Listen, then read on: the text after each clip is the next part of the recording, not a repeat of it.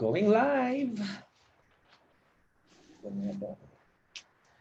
Good evening once again. This is Dr. Mike and have a blessed Sunday to all of you, to all the viewers, to all our subscribers, sa lahat po ng nanonood sa atin sa buong mundo, from Hong Kong to Philippines, to Taiwan, to Korea. Maraming salamat po sa pagtangkilik nyo po sa amin, sa ating Health Talk by Dr. Mike. So, tignan po muna natin, baka po to Taiwan, to Korea, tignan. So, meron na. Okay. So, ang question ko po sa inyo mga kababayan, kumusta ang inyong Sunday? Maaring dito sa Hong Kong and Philippines, it's good evening. Sa ibang bansa naman po, good morning or good afternoon. Kung saan man po kayo nandoon, maraming salamat po. And join po kayo sa aming discussion. Ayan, nasa ano na rin ako. Tinitignan ko po yung platform natin sa YouTube channel natin. At ayun, maraming mga kaibigan tayo ngayon na nakasubaybay.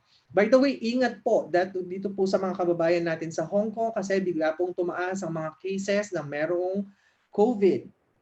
Ngayong araw, almost 30 po. Ang meron cases ng new cases ng mga kababayan natin o mga kasama natin dito sa Hong Kong ang nagkaroon ng virus po after ng series of tests. Mag-ingat po kayo sa ating mga kababayan dito at sa mga kababayan natin sa Pilipinas or sa buong mundo.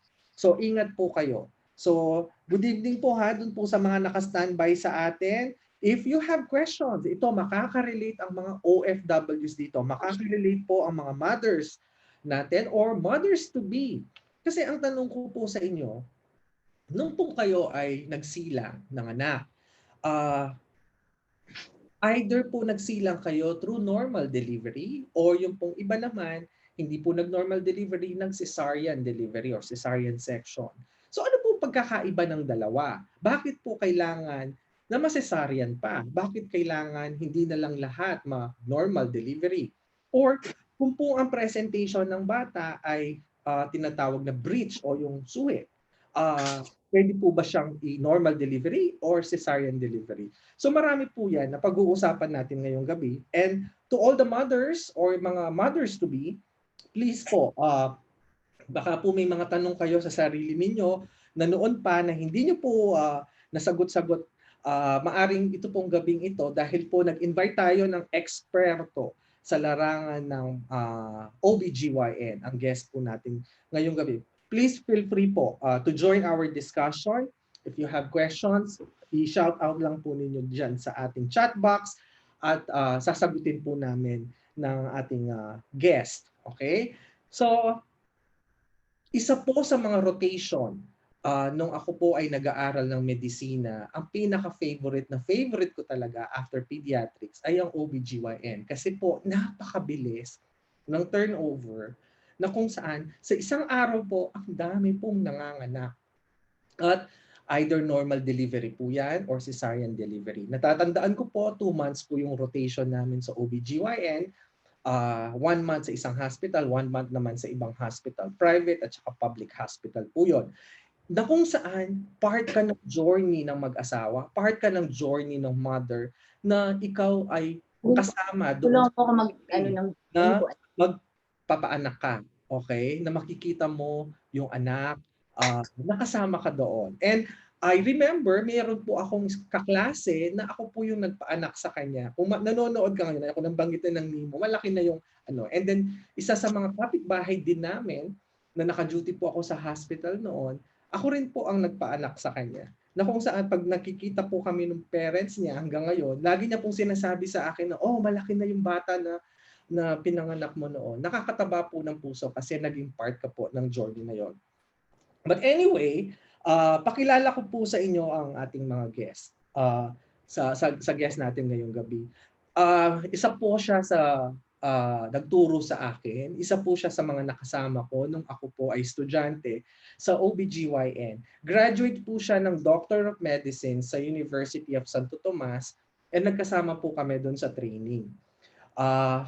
Sabi ko nga, paano ko ba i-introduce ito? Isa po siyang kaibigan, isa po siyang mabuting kaibigan, and how many times po na nag-visit po siya dito sa Hong Kong with the family na nakasama ko po siya na mag-tour kami dito sa Hong Kong. So without any further ado po, ang ating guest ngayong gabi, walang iba po kundi si Dr. Bernadette Ronquillo Reyes. Good evening po, Doktora. Sandali, ipasok lang natin. Si Doktora. Lang. Sige, Doktora. Okay. Okay. Yes! Hello, hello! O magandang gabi po sa lahat ng viewers gabi dito sa Pilipinas. And sa mga ibang bansa, good morning or good afternoon, whatever that time may be.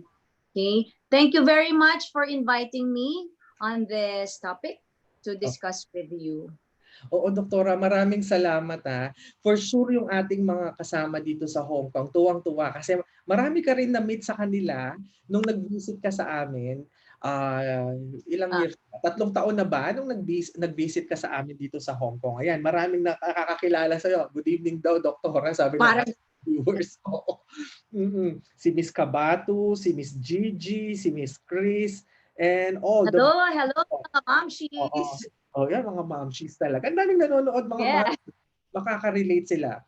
Doktora, ang topic natin is all about normal delivery versus cesarean delivery. Yes. But yeah, before anything, before we ask the questions ng ating mga kababayan, how is it now? Paano po nabago ang practice because of the pandemic? Yes, ngayon, so kailangan hindi masyadong lumalabas yung mga pregnant, especially, no? So we do the telemedicine, parang ganon, or online consultations as much as possible. Hindi mo papupuntahin sa clinic yung mga patients. So kung manageable naman at home, no, you just advise them what to do. And then the clinic is by schedule only, by appointment, to limit the number of patients going in the clinic.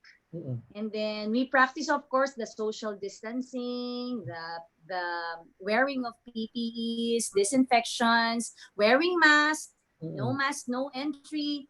And in my clinic in the hospital, there's that triage na from there, they would know kung sino yung papapasukin o hindi. Pag suspect ka for COVID case, whatever consult you will or whatever business you want to do inside the hospital, you have to go to the ER. So ganun ang practice ngayon doon. Ngayon ba, Doktora, masasabi natin mas dumami ang nanganganak or mas kukumonte because of... Actually, after this lockdown period, ang daming bagong buntis. Ang daming bagong buntis? Yes. Okay. Ang daming bagong buntis. Oo. Maybe because they have no work. Oo. Tapos nasa bahay sila, napahinga yung mga couples. Yung mga couples na dating ang tagal nag-aantay ng pagbubuntis, biglang nagbuntis. So kakatuwa din. Kaya lang, so yeah, it's ang daming risk, no? Kasi because of this pandemic. Oo, yan ang nakakataba ng puso, di ba? Yes. Despite na meron tayong lockdown, dahil nga may time ang mga magulang ngayon. Yes. Dumadami bigla. Dumami. Oo. Para lang sa kapakanan ng ating mga viewers, Doktora, paano ba natin mailalarawan ang tinatawag na pregnancy? Ilang weeks ba to? Ilang months ba to? Okay. Usually, pag pumasok ang patient sa clinic at ang complaint niya sa iyo is missed period, no? You often ask the last menstruation, kailan ba to? So we are computing from the last menstruation hanggang sa tinatawag nating due date, it is 40 weeks. 40 weeks. 40 weeks hanggang sa due date. And then we divide this 40 weeks into 4 weeks per month.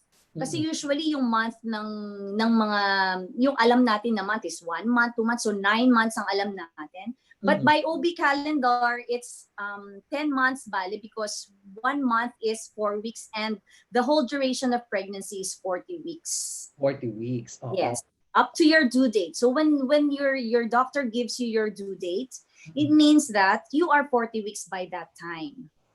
No? Pero ang pwede ka ng manganak o yung tinatawag na term ka na is 3 weeks before your due date. At 37 weeks, you can deliver anytime. Anytime. Yes. So maaring, Doktora, doon yon sa mga mothers na nagpapatingin lagi, nagpapaprenatal. Yes. Oo. Paano si mother na hindi siya nagpapaprenatal? paano natin, meron bang cases na darating na lang ang mother, bigla na lang manganganak sa hospital or malapit na siya sa kabuhanan niya? Yeah, there are mothers na ganyan. Pero, of course, ano na yun eh, parang they knew they were pregnant from the start, pero parang kapabayaan na lang na you won't go to an expert or at least man lang sa barangay health center because they have free prenatal checkups, di ba? May mga birthing homes na ngayon na they do free prenatal checkups and then they advise well din naman. And also there are government hospitals. So it's no reason for you not to have a prenatal checkup. Oo. Di ba? And most of the time, those cases na nagkakaroon ng problems, those are those cases na walang prenatal checkups at all. And ito, dinadagsa na tayo ng mga tanong ng mga mothers. Hindi naman tayo nagsisimula talaga sa excited na sila sa mga katanungan nila. So, ngayon, nakumpleto niya 40 or 37 weeks onwards, 40 weeks. Ngayon, ang mother, syempre, kausap niya si doktor niya, yung OB niya, na automatic ba? Ano ba itong normal delivery? Pag sinabing normal delivery, ano ito? Para lang sakpanan ng mga viewers natin, ha? Oo, pag sinabi mong normal, yeah, that is definitely it's vaginal, no? And then it's a spontaneous labor. Ibig sabihin, dung ta time na kailangan ka nang mag-labor, nag-start ang labor mo and nakapanganak ka ng ulo ang nauna, tapos yung walang problem. That's normal spontaneous delivery. Yon. So it's vaginal delivery. Natural. Oo. So wala kang ibang ginagawa, spontaneous siya. Yes, spontaneous siya. Oh. Pero of course, you will be assisted by a midwife or your OBGYN, no? Pero ano siya, yung natural way of panganganak. Maaring yung mga mothers na nanonood ngayon, doktora, is normal spontaneous delivery. Maaring ire na sila ng ire pero hindi lumalabas. Meron tinatawag na yung maring sinasabi nila yung induce. Paano yung induce na delivery? Paano naman yon, doktor? Okay. When you mean induction of labor, it means by the term itself, induce. Big sabihin to start. You are not on labor and you are going to start labor. No, we do not. We often do that if we have indications to deliver the baby na mas maaga. For example, term na siya pero hindi pa siya nagle-labor and we have to deliver the baby. You would induce the labor if you are contemplating on vaginal delivery. Doktora, ano po ang indication na normal delivery? Maaring yung mga kababayan natin dito nako-confuse na, indikasyon? Parang when can you go on normal delivery? Tama? Parang ganon? Yes, kasi usually ang patient pag pumasok sa clinic yan, doktora, normal po ba o CS ako? Yes, yun ang tanong nila. Okay, no. Kung wala namang ibang problem yung pregnancy mo, let's say it's just a normal pregnancy, we can only say that you will go on normal delivery. Yun, kung yung regular check-up and then wala namang ibang problem, no? At term, kung ulo naman ang nauuna, wala kang hypertension, wala kang hindi ka placenta previa or something like that, no? We will wait for the labor. So it's a trial of labor, lalo pag mga nanganganay. Yeah. So yun ang sasabihin mo sa patient kasi it's always a trial of labor pag wala namang ibang problem. Nakita kong tanong dito, doktora, na ang question niya is yung sipit-sipitan daw dahil maliit. Maaring yung daanan, yung birth canal, maliit. Yes. Indikasyon din ba yun na automatic cesarean siya or pwede pa siyang normal delivery? Okay. That is what we call the contracted pelvic diameters. Siguro na sinasabi niya, yung maliit yung daanan ng baby, no? If clinically, ibig sabihin, may mga patients kasi na pag in-examine mo yan, doon pa lang makikita mo na hindi kakayanin, no? Kasi naaabot naman minsan yung mga buto-buto doon sa may pelvic area. So pag sa tingin mo is masikip and yung laki ng baby is medyo malaki para makadaan doon, no? Pag ganon, you can do outright. Pero kung gusto mag-trial of labor ng patient, mayroon kasi talagang mga pasyente na, ay doktora, gusto kong i-try, baka makadaan naman. Yung mga, so we'll let them. No? Anyway naman, in case the need for C-section arises, nasa hospital naman siya, you can always do emergency CS in case. Yun. Tapos meron din yes, doctor, go on. Oo, meron kasi before that they do yung tinatawag na X-ray pelvimetry, no? So, it was an old practice pa, but now we do clinical pelvimetry. So, clinical ibig sabihin, you examine the patient. Yung X-ray kasi parang nagiging bias ka. Kasi when you have the X-ray and the X-ray says, oh, it's the pelvic diameters are contracted. So, parang, ay, ayoko na mag-try labor kasi masi-CS din naman ako kung masikip yung daanan. Although, there are those cases with X-ray, kasi parang guide lang naman yan, na kung maliit naman ang baby niya, minsan nakakalusot, nakakadaan naman. So, minsan it's worth doing the trial of labor. Sayang kasi. Yun. And then any risk? Meron bang risk sa mother at saka sa baby kung normal delivery? Any risk? Yeah. Actually, of course, totoo yung sinasabi ng mga nanay natin na when you are delivering your baby, your one leg is already nasa hukay, yung sinasabi nila, no? Kasi anything can happen, no? There are complications of delivering the baby like vaginal bleeding, yung mga ganun, yung mga tinatawag na postpartum hemorrhages, yung mga ganun. Those are the most common complication of giving birth, no, whether it's CS or vaginal delivery. Yun ang oo. Oo.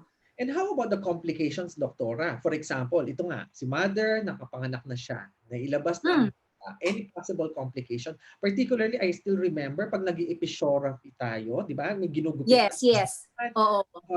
Complications doon, masyadong madugo and yeah, bleeding kasi lagi ang ano diyan ang most common complication talaga, whether on the episiotomy site or magkaroon ka ng uterine atony na tinatawag, o yung hindi nagtitigas ang matres pagka-deliver ng baby, that would cause you a lot of bleeding, or vaginal lacerations, no, even if you do already the episiotomy, sometimes nagkakaroon pa ng ibang sugat doon sa area ng vagina, which causes a lot of bleeding, and also cervical lacerations, no? Ibig sabihin doon sa mismong kwelyo ng matris, yun yung nagdadilate 1, 2, 3, 4, 5, 6, 7 cm until the fully dilated, no? Sometimes nagkakaroon ka din ng lacerations doon and they cause a lot of bleeding.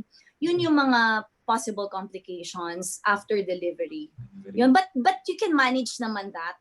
We can manage that. Basta ang importante lang is alam mo and mabilis lang ang ang management. Yun ang natatandaan ko sa OB, yung pangyayari, ang bilis-bilis. Yes, so you have to think quick. Think quick. Hindi pwede yung mag-iisip ka muna na matagal. Dapat presence of mind lagi.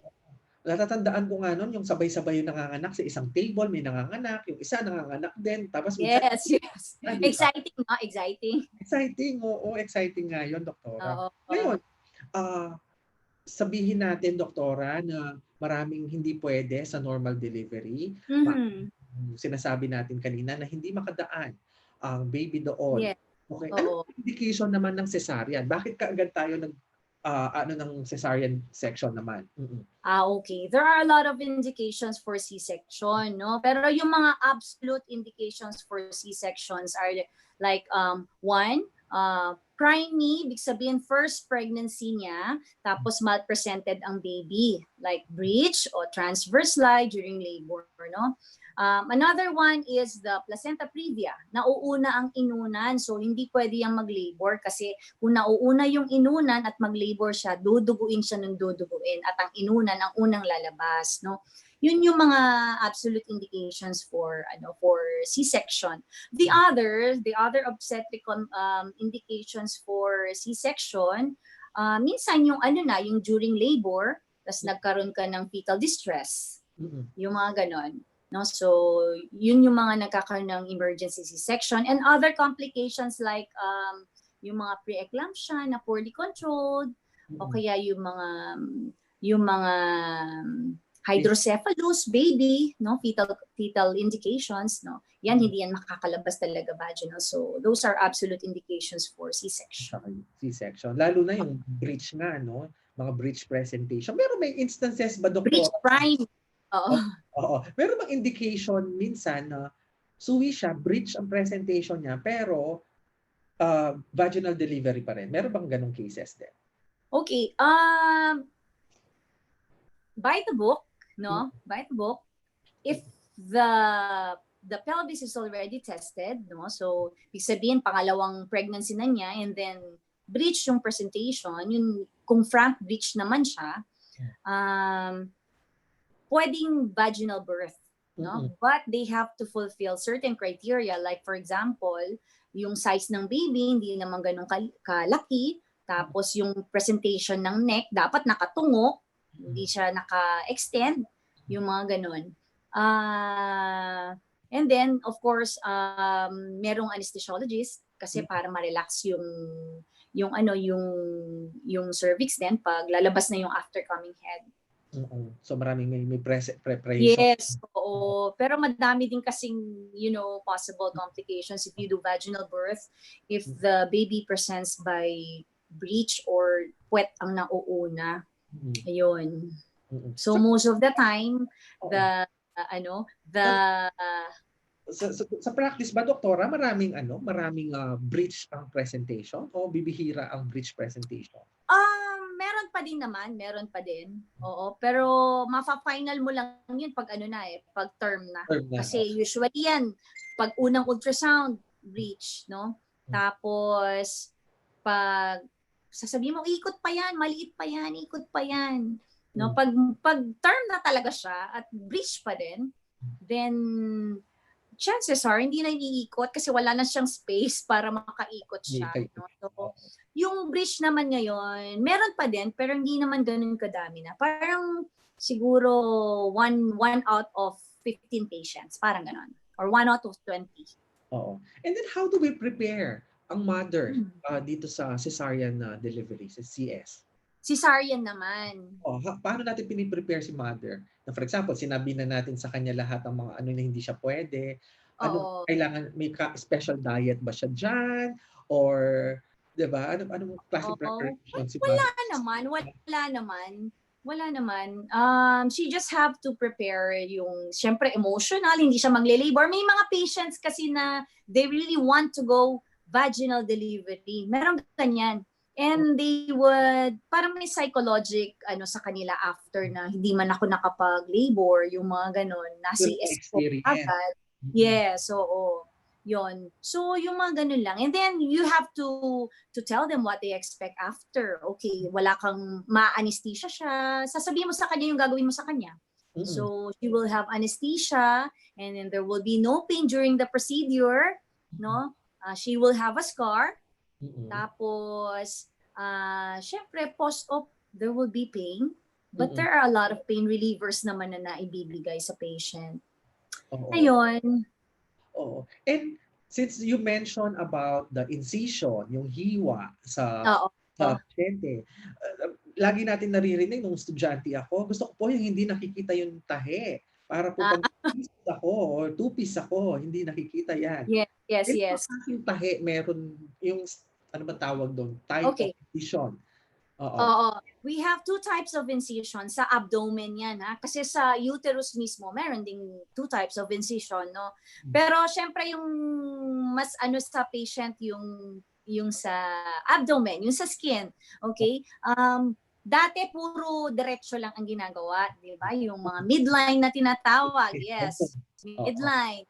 Pero ngayon, dahil marami nang nagbibikini sa mga patients natin, we do the fan and steel incision or the bikini cut na tinatawag, no? Of course, yun ang most requested ng patient.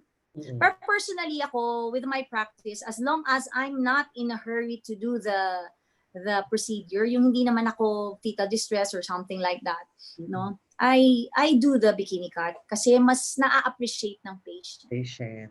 Yes, oo. Tsaka Sinasabi, wala na ngayon, before kasi they do the closure ng parang centipede yung ano, yung yeah, oo, di ba? oo, Itsura no? niya parang Oo, centipede, or yung pagtahi nila. Ngayon kasi nakatago na, is subcuticular. So, hindi na makikita ng patient yung tahi. At saka wala nang hinihugot na tahi. Wala Oo, nang tinatanggal. oo. Kasi nung Yun. sinabi ako, yun ang naalala ko, doktora eh. At tama ba? Correct me if I'm wrong na medyo mahirap gawin yung Oo. bikini incision Yes, yes. Oo. sa midline, di ba? Yes, oo. Mm. Mas ano siya, mas may effort siyang gawin. Ayan, oo. Tapos minsan, Oo. ano nga, yung urinary bladder, kino-consider, baka matamaan. Tama ba? Yes, yes, oo. Mm. Oo. Doktora, para benefit ng mga viewers natin, kasi last night, I had a meeting with some of our friends na ang tanong nila, bawal magbuhat pag na cesarean kasi daw baka bubuka ang tahi. Ilang layers ba yung pananahimik? Oo. Kasi Oo. interested sila na hindi naman isang layer lang ng ano yan, di ba natatahi yan. Ilang layers pa mula sa Yes. skin hanggang pababa? Oo. May layers tayo ng abdomen na kino-close, open and kino-close. So we have the skin, the subcutaneous tissue, the fascia, and the peritoneum. No? Bago mo pa ma-expose yung peritoneum, may muscle ka pa dyan na paghihiwalayin. Direct to the muscle. So 4 layers yung closure natin. So wag silang matakot na baka bubuklat. Di ba yung binder nila, it's there for 1 month. Oo. No? Oo. Kasi bubukas yung yung sugat. Hindi naman. But of course, we have to be careful operada ka pa din, no? Huwag ka munang magbubuhat kasi yung abdomen, yung abdominal muscles mo, ginagamit yan pag nagbubuhat talaga eh. Diba? Oo. And then, yun nga, na-mention mo yung layers, doktora. How about ang uterus naman? May layers din doon. Oh yes, ang uterus, oo, may layers din yan. The endometrium, the myometrium, and the serosa na tinatawag. So 3 layers din siya. So, ilang layers? Ang dami-dami. More 7 layers yata. Yes, Oo. yes. Tatlong layers yung uterus, and then yung abdomen is 4 layers ang kino-close. Oo. And then, since you mentioned about the different layers, doktora, ang question pa is, ilang bang beses pwedeng ma-CS? Yung spacing na tinatawag. For example, na-CS siya ngayon. Mother, nabuntis siya ulit after ilang ano lang. Pwede ba yon? Hindi ba mapanganib yon? Okay. Ideally, yung spacing ng pagbubuntis, whether it's normal delivery or C-section, at least 2 to 3 years naman para makapahinga naman yung matis, para makabalik ka naman sa dati mong pangangatawan, and makarelax ka naman sa pag-aalaga ng baby. 2 to 3 years is ideal. Kahit C-section yan or normal delivery. Oh, yan. Oo. Ako naman tayo, doktora, sa mga myths and facts. Ito, usually yung mga tanong ng mga mothers at expectant mothers. Sige. Tanong natin. Ang first question natin na ni-raise ng mga kababayan natin, can you have a cesarean delivery then normal delivery on your second and third baby? Siguro ito, na-CS siya, yung bang susunod na pregnancy niya, pwede niyang normal delivery? Pwede ba yun? Okay. There is what we call the vaginal birth after a C-section, no? So, kung dati kang nag-normal delivery for your first pregnancy and then you had C-section on the second pregnancy, yung third pregnancy mo, yes, no? Fulfilled na yung criteria mo basta walang complication yung pregnancy mo on the third pregnancy and ulo ang nauuna, you can go on VBAC. No, may mga certain criteria ka lang na basta hindi malaki yung baby. Yeah. But if your first pregnancy is C-section, For the second pregnancy, kung ang indication mo is maliit ang daanan ng baby mo, you will definitely cannot undergo a VBAC. Okay? Pero kung halimbawa hindi naman maliit ang daanan doon sa indication mo doon sa first pregnancy mo na CS ka, and then wala namang ibang problem at hindi naman malpresented yung second pregnancy, pag na-fulfill mo yung mga requirements like hindi malaki yung baby, no? It will be like a trial labor then. Para kang nanganganay for vaginal birth. Okay. Oo. There are certain requirements that you need to fulfill there. Ang next naman natin concern kung totoo ba ito na after ng normal delivery, doktora, maaring ito yung first delivery nila, first normal spontaneous delivery. Kailangan po bang i-repair, vaginal repair? Oo. Yan. Concern dyan minsan ng father din eh. Di ba? Okay. Usually, pag lagi ka sa hospital naman nanganganak, pag nagdi-deliver kami, we do the episiotomy na tinatawag, no? Kinakat mo siya para lumuwag yung daanan. So as to lessen yung mga sugat na hindi mo nakokontrol, no? So para hindi mapunit. Kasi pag punit yan, mas mahirap siyang i-repair at mas maraming bleeding compared to the maggagawa ka ng isang sugat na ikaw ang gumawa at madali siyang maibalik, no? So pag episiotomy kami na tinatawag o yung naghiwa ka, you will definitely put it back na parang bago ulit, no? So that is repair. Baka yung repair na sinasabi din nila is yung sisikipan. Okay? No, that is per request of course, no. You need not do that kung hindi naman request ng patient. But kung gusto i-bonus, no, and then you tell them you do it, sikipan mo na during yon. And then ito rin, sabi nila after cesarean, hindi daw pwedeng magpa-breastfeed. Totoo ba yun? Pwede po. Pwede, whether normal delivery or C-section, no? Mas maganda po na nagbe-breastfeed kasi mas madaming antibodies na napupunta sa baby at saka hindi masyadong mataba yung mga bata. Mas malusog sila.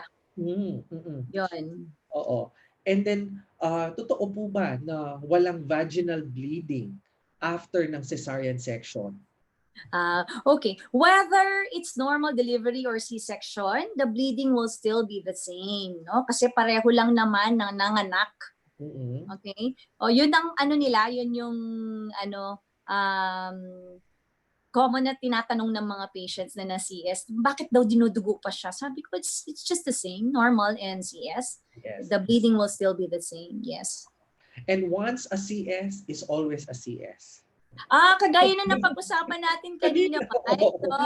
Meron tinatawag na VBAC. Vaginal birth after C-section, no? Basta you fulfill the certain requirements, no? Pwede naman.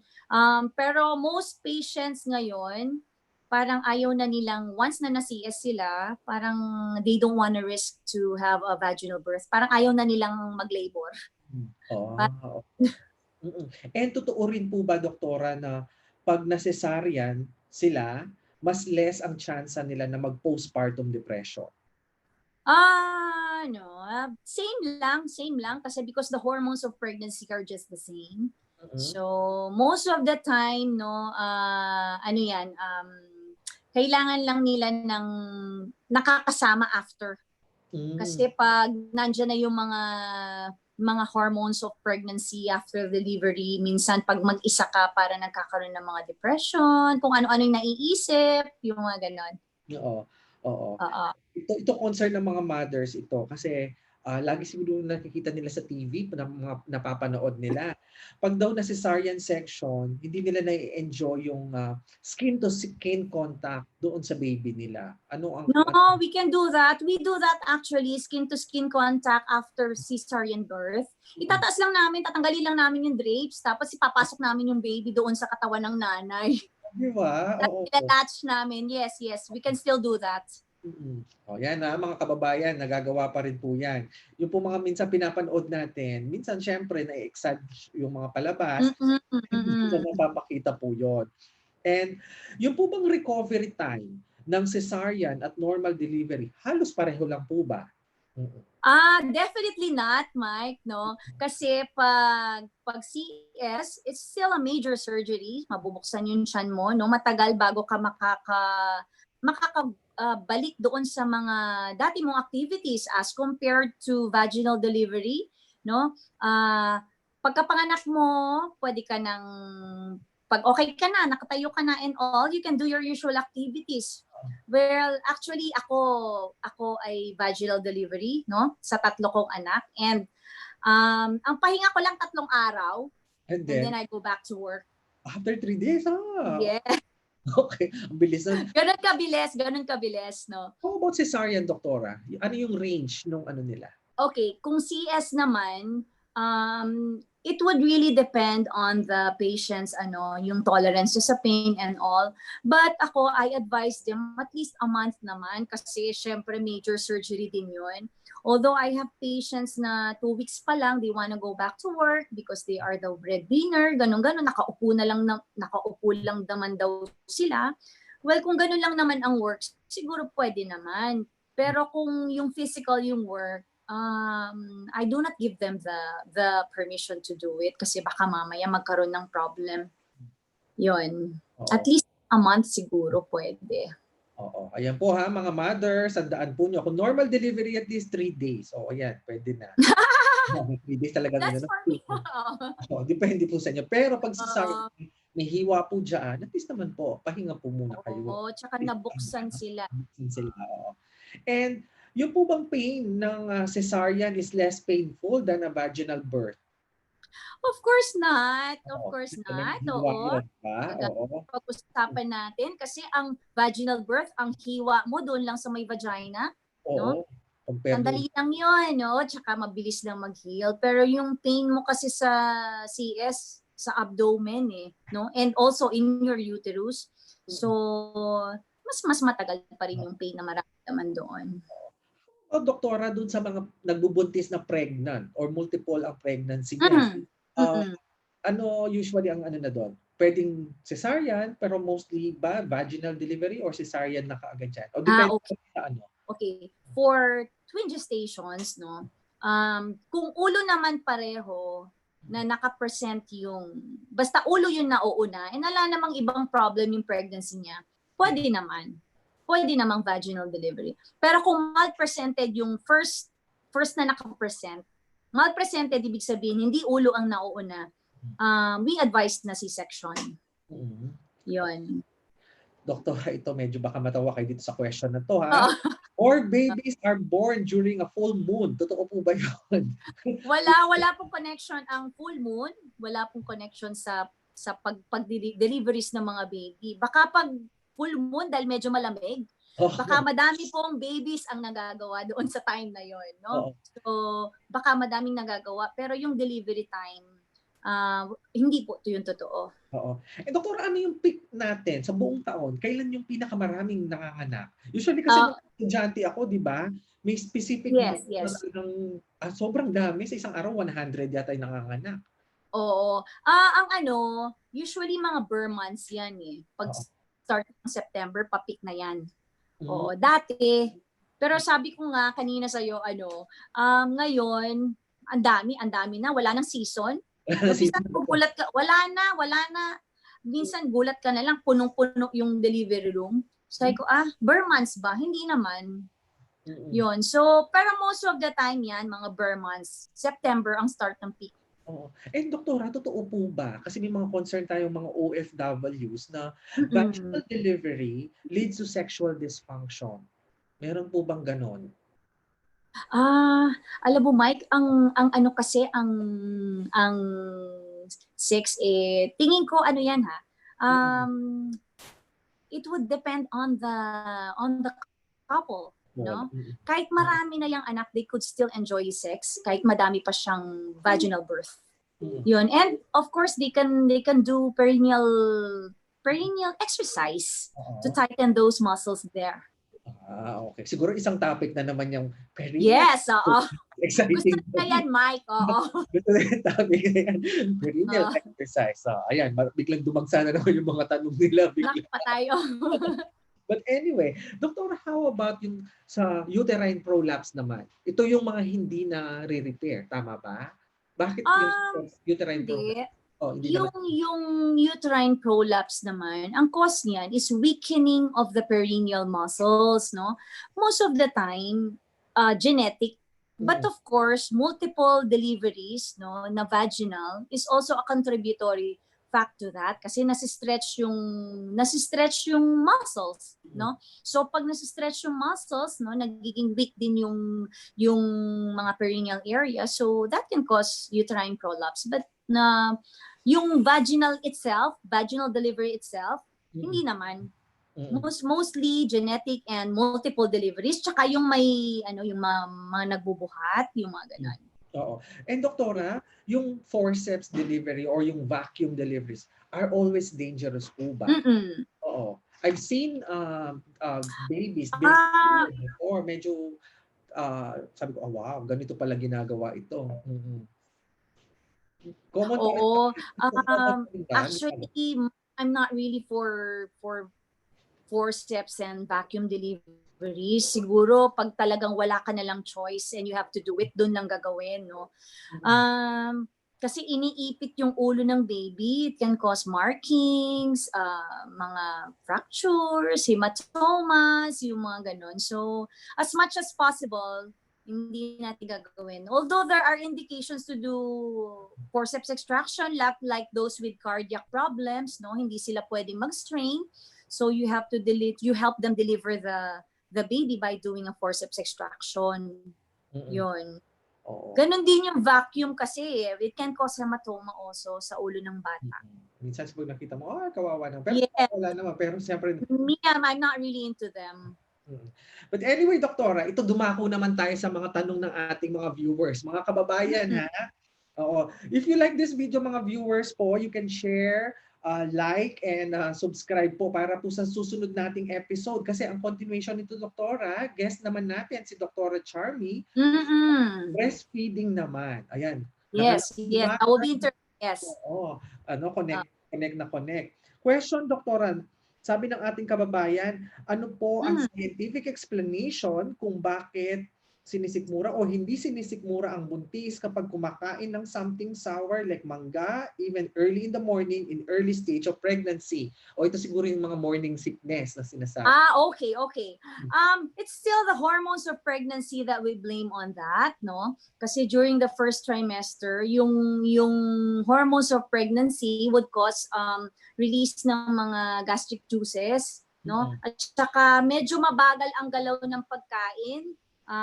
Yung gastric emptying time na tinatawag, medyo bumabagal yan during pregnancy. So, nagkakaroon usually yan ng hyperacidity, mga nagsusuka, yung mga ganon. So, yung hormone of pregnancy, particularly the beta-HCG level na tumataas during the first trimester, yun yung nagkakos ng tinatawag na pagsusuka o hyperemesis na tinatawag sa mga first trimester moms. Yun. What usually advice can be, pwede natin ibigay sa mga mother? Oo, pwede tayong small frequent feedings, no, para hindi nagbo-bloat. Kasi pag matagal na naandun yung pagkain sa stomach, it would produce a lot of juices, no, na nagko-cause ng mas lalong hyperacidity plus yung nagkakaroon ng reflux. Kasi pag madami ang pagkain, no, and then we can give antacids, no, para mabawasan yung hyperacidity. Plus yung ice chips na pagkain, pwede siyang makabawas ng nausea. Yun. Tapos iwasan yung mga nagkakos ng hyperacidity na pagkain o inumin, like yung mga maasim, yung coffee, yung mga yan, no? Tsaka yung maanghang.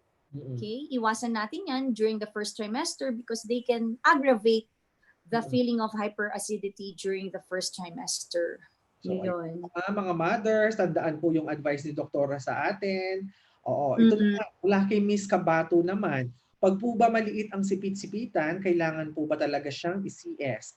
Kasi CS po ako, pwede po bang pumili ng normal delivery per request? Depende po ba sa sasabihin ng doktor? Ito, concerned siya. Oo. Kasi maaaring doktora, masyadong mahal ang cesarean section. Baka hindi kakayanin Mm. ng mother. But if sabi ko nga, if ang indication mo for C-section is maliit ang daanan or contracted pelvic diameters which was diagnosed by your doctor, you cannot go on vaginal birth after CS kasi yung anatomy mo mismo ay hindi madadaanan ng baby mo. Oo. Yun.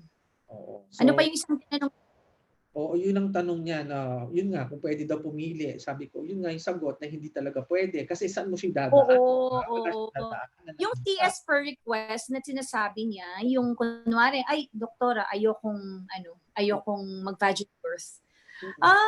You can advise them, no? Pero kung talagang they insist on having that, pagbigyan na. Pero may nagre-request pa, doktora. Normal. Pwede naman siyang normal, pero gusto niya cesarean siya.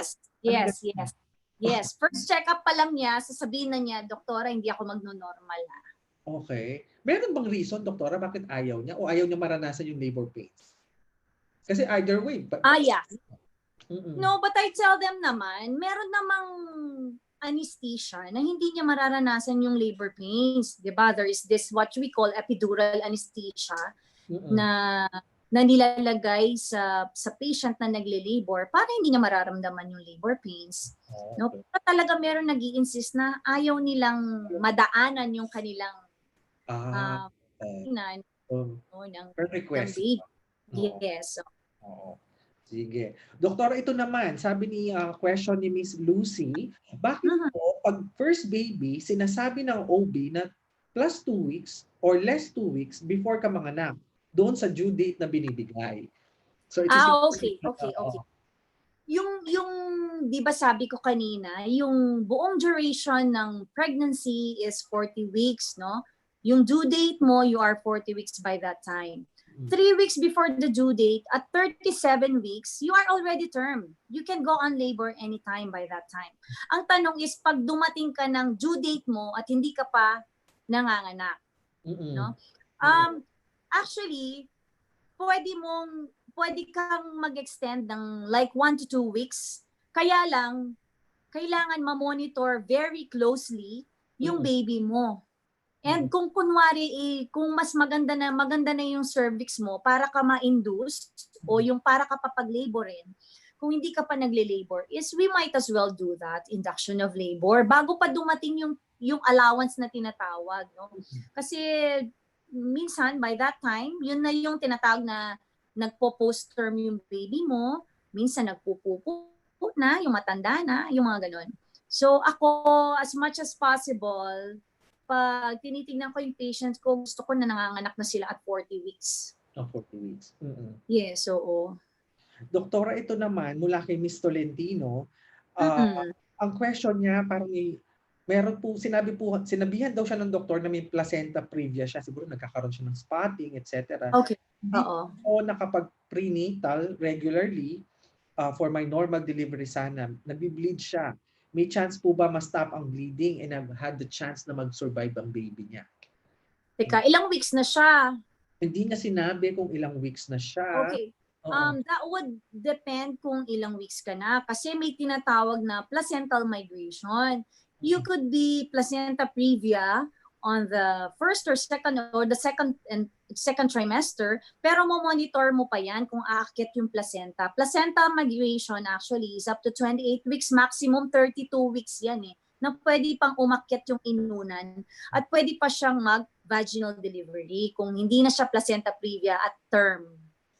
Yon. So pwede naman, basta't hindi na siya placenta previa pagdating ng time na manganganak siya. Ito naman, mula kay Miss Irene, ang question niya na may goiter daw siya, yung kapatid niya, pero nasa goiter pero na-advise siya ng cesarean. Factor ang goiter, maaring toxic goiter ito. Na na-discuss ni Dr. Carlo Carrion recently na about goiter, indication ba kaagad ng CS yon? Actually, yung mga indications for C-sections are not medical, no? We reserve the indication for C-section for obstetric indications only. Ibig sabihin, hindi porke may goiter is CS. Hindi porke may asthma is CS, no? As long as controlled ang thyroid, as long as euthyroid yung patient mo at the time of delivery, hindi mo pwede siyang gawing indication for C-section. The indication for C-section is still reserved for obstetric indications.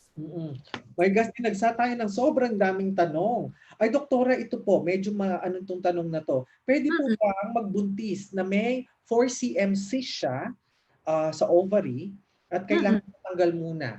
Paano 4cm lang? 4cm lang? Oo, maliit 4cm. Kung maliit lang naman yun. Kung benign naman yan, pwede. So ayun po, pwede daw po.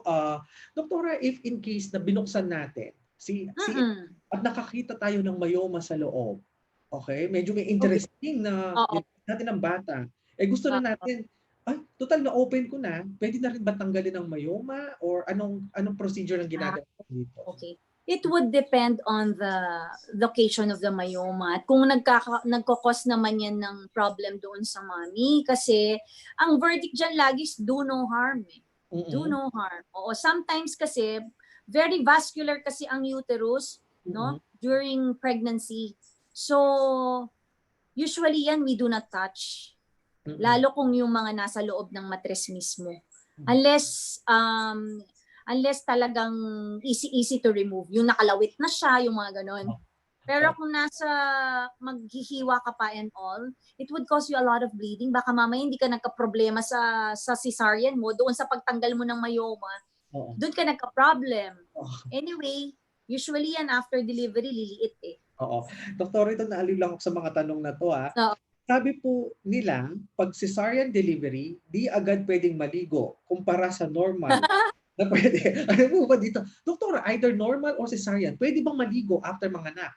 Yes, of course. Maligo po kayo. Oo. Okay. Still, hygiene is very important, no?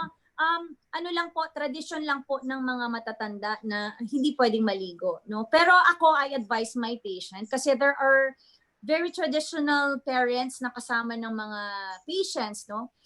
Sinasabi ko sa kanila, it's okay to take bath, but if your parents do not allow you to, sabi ko, it's okay, no? Sila naman ang mabaho eh, no? It's okay as long as you follow the instructions for the vagina and for the sugat sa abdomen kung CS man sila. Pero yung ligo, bahala sila if they want or not. Pero I advise them to take bath kasi hygiene pa din. Lalo pag breastfeeding sila, di ba? Tapos i-carry nila yung yung baby nila. Kasi ang kinatatakot nila, doktora, based dito sa ating nare-receive ng mga tanong is lang mabaliw. Naku, hindi mo. Okay. Sabi daw ng mga matatanda at saka ng kapitbahay nila, pag nanganak daw sila, bawal sila maligo kasi prone silang mababaliw daw sila. Wari-wari lang po yun. Kwentong barbero lang po. Hindi totoo. And last question, doktora. Ito medyo ask ko po, after giving birth, when po talaga pwedeng magkaroon ng intimate moment ang mag-asawa? Sabi niya. Okay. Di po ba talagang wait ng 1 year before galawin ni Mister, before mga labit sila? Tagal naman nun. So, either normal delivery or cesarean, kailan pwedeng bumalik ang intimate moments? Okay. Pag vaginal delivery yan, as long as hilom na yung sugat at hindi na masakit yung sugat, pwede na. Pwede na. Siguro mga 3 weeks, mga ganon. 3 weeks. Yung C-section, kasi ako at least 1 month siguro. But there are some patients na, Diyos ko, 1 linggo pa lang sila, they do the act na. At saka okay ba, doktora, na yun nga, hindi pa man umaabot ng 1 taon yung baby, buntis na yung mother, pwede yung mga gano'n? Ako, ang spacing talaga, kung medyo naghahabol, no, at least 1 year naman. At least 1 year naman para makarecover naman. No? But if it's there na, syempre wala naman nang magagawa, andun na eh. So with that, doktora, Thank you so much for sharing your knowledge, your expertise sa ating. Thank you also for inviting me, Mai. Oo, napakasayang kwentuhan nito. Ito, Yes. daming tanong ng mga mothers. Pasensya po mga mothers. I-post niyo po yung mga tanong niyo, sasagutin po namin ni Doktora yung mga tanong niyo kahit offline po kami. Yes. And maraming salamat po sa lahat ng mga viewers natin na nanonood. Paki-like po, paki-share para po sa mga expectant mothers or mothers to be or current mothers. Doktora, any advice sa mga mothers natin and mothers to be? For those momshies to be and momshi wannabes, no?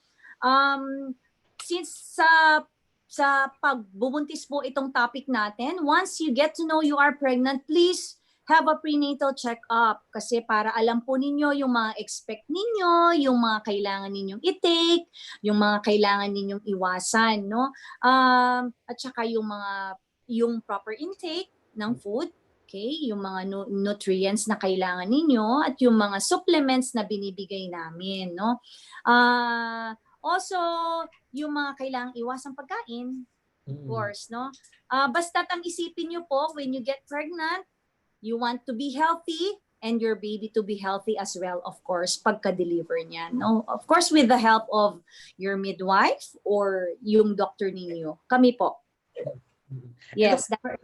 If our OFW would want to see you, maaring taga Pampanga yan or taga malapit sa Pampanga, if merong silang kamag-anak dyan, where can nila pwedeng kontakin? Or yes, I'm having my clinic at Sacred Heart Medical Center sa Angeles City po, sa may Santo Domingo area, no? I'm there Monday, Wednesday, Friday, and Saturday, 10 a.m. to 2 p.m. So, ayan, kung gusto niyo pong makita si Doktora, nasa Sacred Heart Medical Center. Tama ba, Doktora? Yes po, yes. In Angeles City. And again, sa lahat po ng mga kababayan natin, maraming salamat po sa panonood nyo sa aming episode ngayong gabi. Sana po nakapulutan nyo po ng aral ang episode na ito. Huwag po tayong matakot. Huwag kayong matakot mga mothers. Ha? Tama lang po na dapat tayong alamin. We need to educate ourselves. We need to learn because it's a process. It's a journey, di ba, Doktora? Yes, it's a very long journey and it completes you. It completes you as a woman. Oo, na makikita mo na wow, there's something na lumaki sa tiyan mo within 9 months, kinarga mo. Yes. Napakasaya, napaka-fulfilling. It's God's miracle. Yes, delivering a baby, it's God's miracle. Oo. Yan, at least naging part po ako dyan sa pag-deliver ng baby nung ako po. Oo, but anyway, with that, maraming salamat po. Good evening, good morning, good afternoon po sa lahat ng mga viewers natin na nanood mula sa iba't ibang parts. Sa lahat po ng mga viewers natin, maraming salamat po. Lahat po kayo na tumatangkilik. Si Kare, si Hani, si Jean, Irene, Filmcast, maraming salamat. Abangan nyo po ngayong Wednesday, si Dr. Charmy Dongka Aribe ang guest natin. Isa po siyang pediatrician naman. Pag-uusapan naman po natin breastfeeding. And I heard, Doktora, kaklase mo siya. Am I right? Yes, she's my best friend too. Yeah. She's my good friend. Very good friend. Oo. So, ayan. So, she's very good. She's a lactation consultant. Yeah, oo. So, matututo naman. Kasi yung iba, pinag-uusapan, bakit kailangan ng breast milk? Bakit hindi formula feed the baby? Ayan po yung abangan natin. Very interesting topic na naman this coming Wednesday. So with that, be safe, be healthy, and stay positive. Doktora, ingat po kayo dyan. Yes, thank you very much. God bless you, everyone. Yeah, and give my regards to Dr. Chad as well. Okay. Yes, thank you. And to Tej, hello. Yeah. Maraming salamat. Good evening. Bye-bye. Bye-bye. Bye. Thank you.